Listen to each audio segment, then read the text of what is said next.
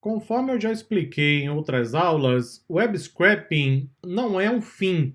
O web scraping é um meio. Se eu já tiver os dados em um formato CSV, em um banco de dados, eu não preciso de web scraping, certo? Eu só usei o web scraping porque a informação que eu quero analisar está em uma página HTML na web. Então, algumas pessoas acham que o web scraping é o ponto final. O projeto é de web scraping. Não, o web scraping é um meio. Eu, na verdade, utilizo o web scraping como uma forma de extrair os dados para então depois realizar aquilo que realmente preciso, que é o trabalho de análise de dados, ok? No Jupyter 02, nós temos o Data Combination, combinação dos dados. Não era obrigatório fazer isso, ok?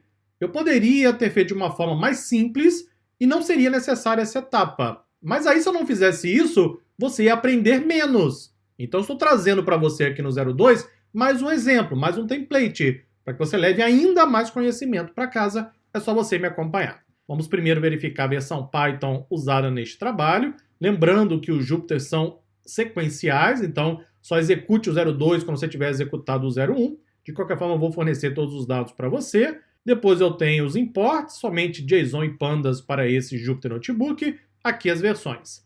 Primeiro, vamos carregar e combinar os dados do anime info.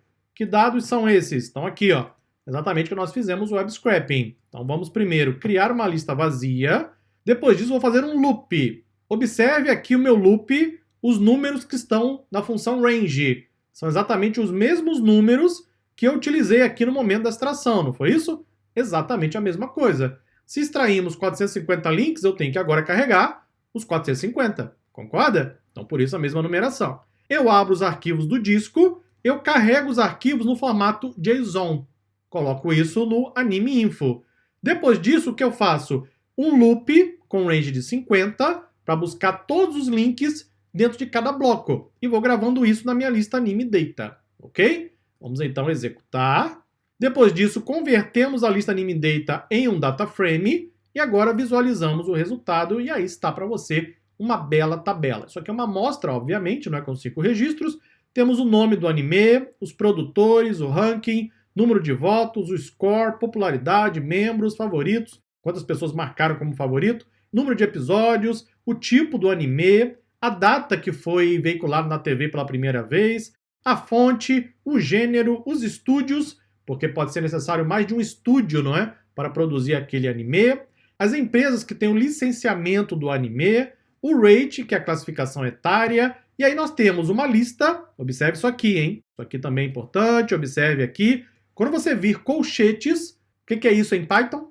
É uma lista. Então, nessa primeira linha de índice 0, eu tenho uma lista de produtores, eu tenho uma lista de gêneros, eu tenho uma lista de empresas que têm o licenciamento e assim por diante. Mesma coisa para a voz do ator, tanto voz quanto nome, e também para a ocupação das pessoas que trabalham naquele anime.